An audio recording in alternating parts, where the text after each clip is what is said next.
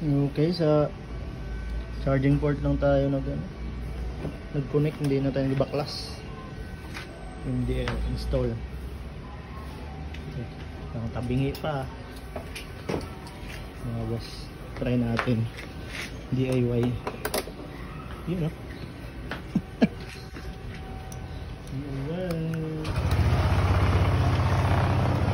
Hindi pala di-baklasin eh. Ganyan na oh. Ayan, hello. Hi, hello, hi.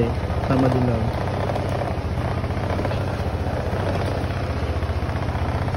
Wala, simple lang yung wirings. Wala nang relay kasi di na kailangan ng relay ito eh. 20 watts lang ito eh. Mga boss. Tap ng charging port, negative at positive.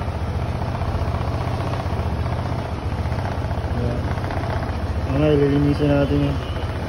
Ano naman, gamit lang tayo fuse for safety.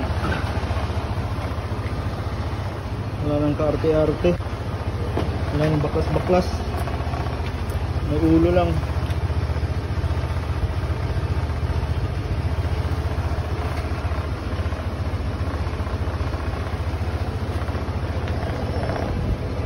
Hindi naman uminit yung mga wire. Pwede ito. Gusto natin. Hello!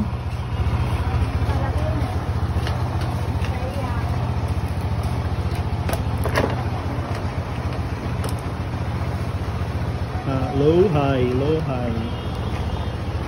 Low natin. Ito na yan. Low. Low puti.